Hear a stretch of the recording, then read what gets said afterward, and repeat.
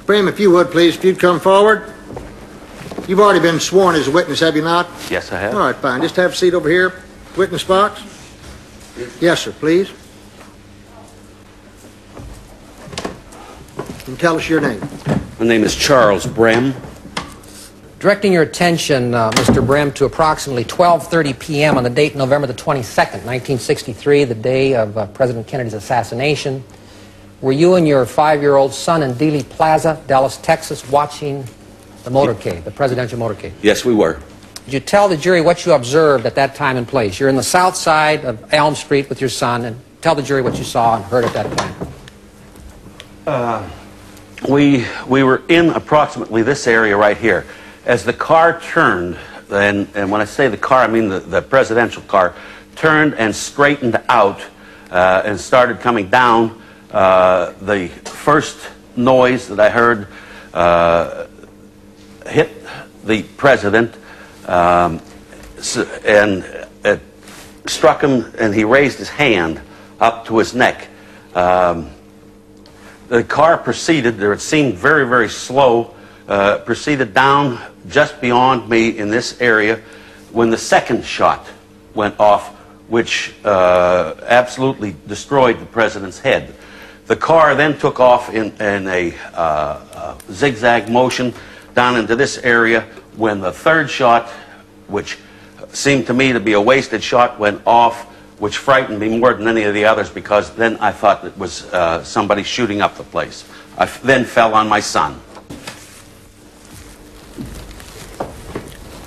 How long would you estimate, Mr. Brehm, the interval was between the first and the third shots? First and third shot, somewhere around 7 seconds. Okay. Did you form any opinion as to the location from which the 3 shots you heard came? I told the officers that it came from one of the 2 buildings, one of which was the school book depository, the other one over that corner, one of the 2. You feel very confident about that? Yes, sir, I do. In other words, you feel the shots, you believe the shots came from behind the president, is that correct? Absolutely. No further questions.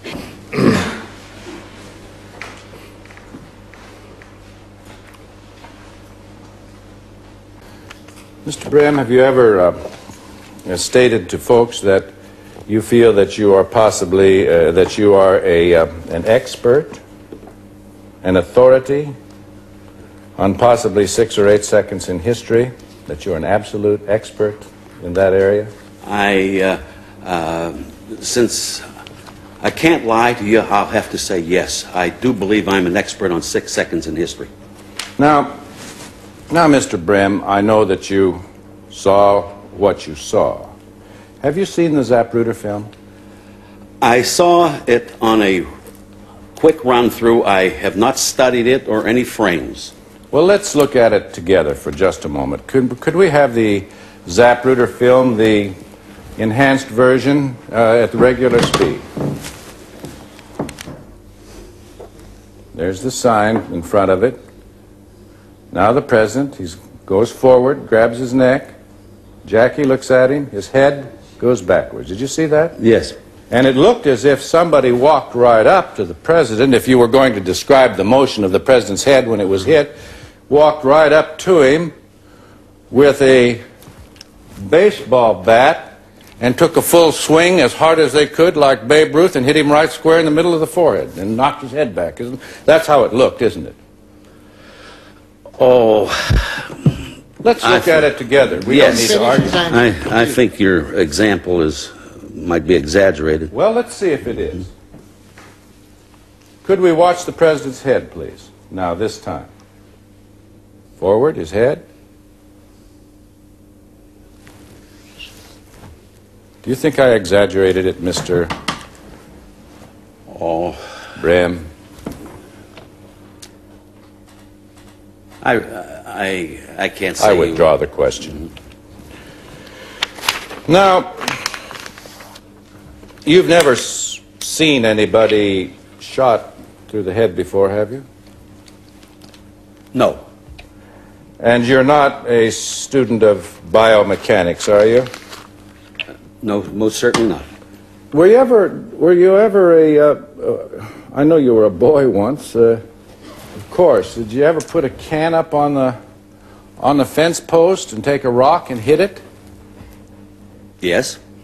If I put a can up here on the fence post and you take a rock, got a little water in it, I hope it's water.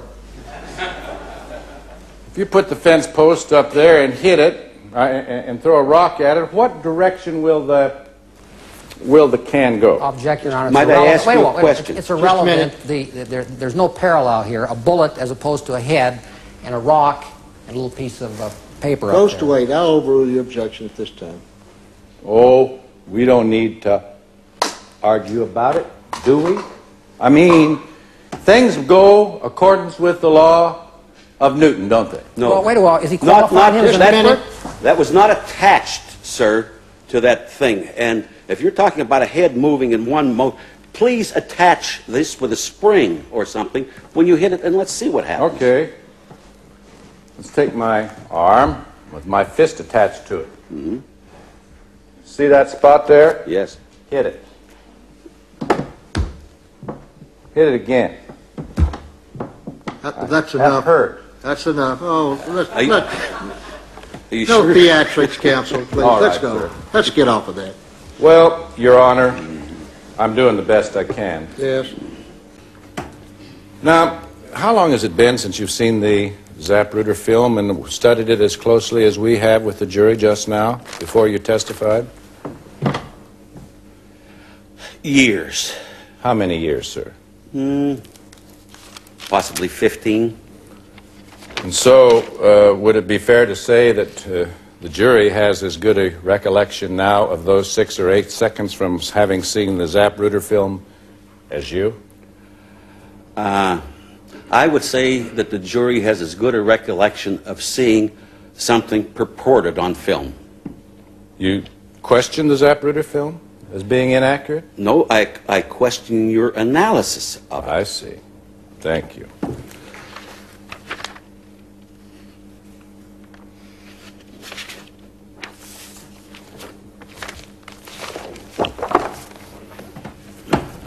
I have no further questions. Thank you, Mr. Brehm. Thank you. It was nice of you to come. Thank you. You may step down.